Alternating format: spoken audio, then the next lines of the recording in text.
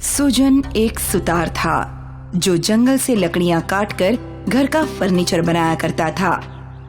अरे, ये कुर्सी तो बहुत सुंदर बनी है। हाँ, उम्मीद है इसके दाम भी अच्छे मिलेंगे। तभी गांव के जमींदार सुजन के घर के बाहर आए। अरे सुजान। जी मालिक। मैं अपने घर के लिए एक कुर्सी देख रहा था। तेरी ये कुर्सी तो बहुत ही सुंदर है। मालिक, बस अभी ही बनाई है। आप देखिए, अगर आपको पसंद आए तो। मुझे तो दूर से ही पसंद आ गई थी। तू बता, क्या दाम लेगा तो इसका? आप बताइए मालिक। 1000 रुपए? ठीक है मालिक। 1000 रुपए कमाकर सुजन बहुत खुश था। आखिर उसकी मेहनत का मूल्य उसे मिल गया। जमींदार के जाने के बाद देखो विमला, इसे कहते हैं किस्मत। जैसे कुर्सी बनी वैसे ही बिक गई, वो भी बहुत अच्छे दाम में। हाँ, ये तो बिल्कुल चमत्कार हो गया। हाँ बिल्कुल।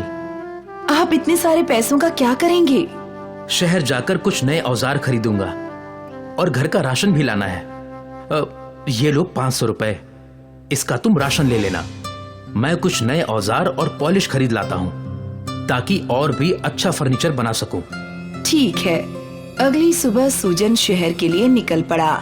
उसके रास्ते में एक छोटा सा जंगल आता था।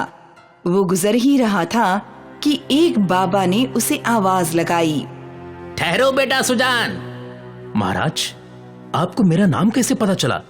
हाँ, मुझे तो ये भी पता है कि तुम औजार खरीदने शहर जा रहे हो और तुम्हारे झोले में खाना है। बाप रे!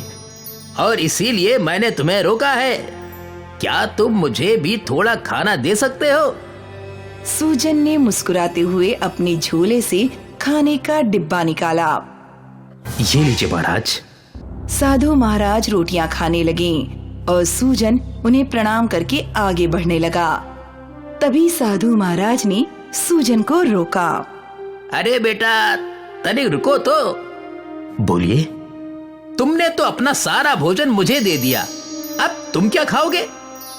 महाराज, मैं शहर की ओर जा रहा हूँ। रास्ते में किसी ढाबे या ठेले से कुछ खा लूंगा। आप मेरी चिंता मत कीजिए। बड़े ही निर्मोही और अच्छे इंसान हो। साधु महाराज ने अपने झूले से एक आरी निकाली और सुजन के हाथ में रख दी। ये क्या महाराज? ये जादुई आरी है बेटा। मुझे मेरे गुरुजी ने दी थी और आज मैं तुम्हें दे रहा हूँ। इस आरी से तुम कुछ भी बना सकते हो और काट भी सकते हो, कुछ भी। और इससे तुम लोगों की मदद करने का कार्य जरूर करना। जी महाराज। धन्यवाद महाराज। साधु महाराज से जादुई आरी लेकर सुजन वापस अपने घर की ओर लौट गया। वो उत्सुक था कि आखिर उस आरी में क्या जादू था। सुजन ने एक लकड़ी का टुकड़ा लिया और सोचा, इस लकड़ी से मुझे एक छड़ी बनानी है। और जैसे ही उसने आरी उस टुकड़े पे रखी, आरी अपने आप चलने लगी और एक बहुत ही सुंदर छड़ी बनकर तैयार हो गई। विमला, विमला! क्या बात है, आप गए नहीं? गया था, पर जंगल से ही वापस आ गया। वहां एक साधु महाराज ने मुझे ये जादुई आरी दी है। ये देखो इसका कमाल। सुजन ने एक बड़ी लकड़ी ली और सोचा कि उससे वो एक कुर्सी बनाएगा। जैसे ही सुजन ने उस जादुई आरी से लकड़ी को छुआ, जादुई आरी अपने आप काम करने लगी और झटपट एक बहुत ही सुंदर कुर्सी तैयार हो गई। विमला ये सब देखकर हैरान थी। बाप रे, ये तो सच में जादुई है। और साधु महाराज ने कहा है कि इससे मुझे लोगों का भला भी करना है। पहले हम अपना भला तो कर लें। बनाइए, जल्दी जल्दी फर्नीचर बनाइए। ठीक है। और फिर सुजन सोचता गया और फर्नीचर बनाता गया। देखते ही देखते उसके घर के बाहर ढेर सारे फर्नीचर थे। नया फर्नीचर देख कुछ गांव वाले भी वहां पहुंचे। ये अलमारी कितने की है भाई?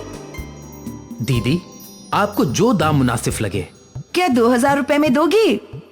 ठीक है दीदी, ले जाइए। सुजन कम दामों में फर्नीचर बेचने लगा।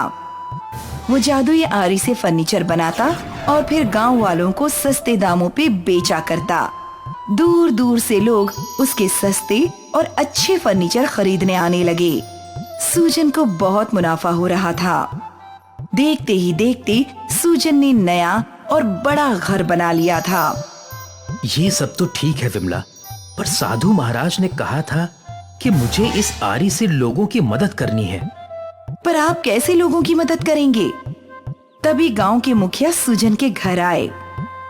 सुजान बेटा, मुझे तुम्हारी मदद चाहिए।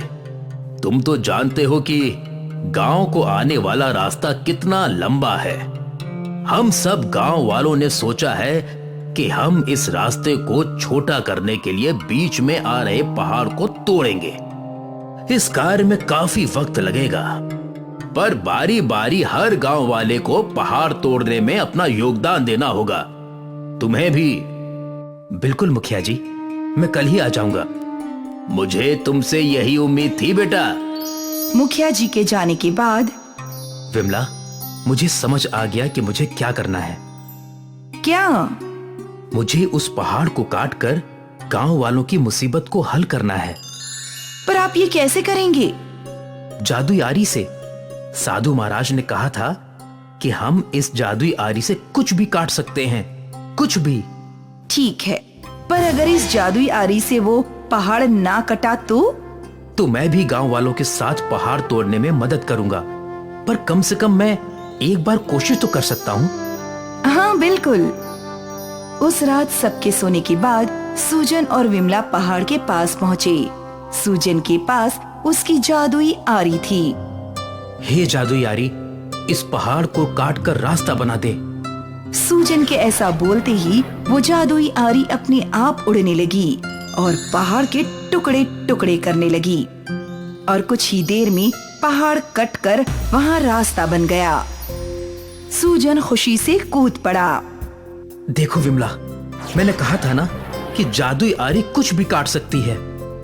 हाँ, आखिर गांव वालों की समस्या का समाधान हो ही गया। धन्यवाद जादुई आरी। सूजन और विमला अपने घर लौट आए। सुबह होते ही गांव में हलचल मच गई। अरे चमत्कार! ये तो बस जादू है। सूजन और विमला अनजानों की तरह अपने घर से बाहर निकले और बाहर खड़े मुखिया जी से पूछने लगे। क्या बात है मुखिया जी? अरे बेटा, वो जो पहाड़ तोड़कर रास्ता बनाना था वो अपने आप बन गया। कल ही मैं तुम्हारे पास आया था सहायता मांगने, और आज देखो हमारे गांव की सबसे बड़ी समस्या दूर हो गई। अब सब कुछ ठीक हो गया। गांव वालों की खुशियां देखकर सूजन और विमला दोनों खुश थे। विशाल पहाड़ को काटने वाली जादुई आरी का राज गांव वालों को पता नहीं था। हमें गांव वालों को बताना चाहिए ना कि ये हमने किया है। नहीं, बिल्कुल नहीं। अगर जादुई आरी के बारे में किसी को पता चला तो हो सकता है कि लोग उसे चुराने की कोशिश करें।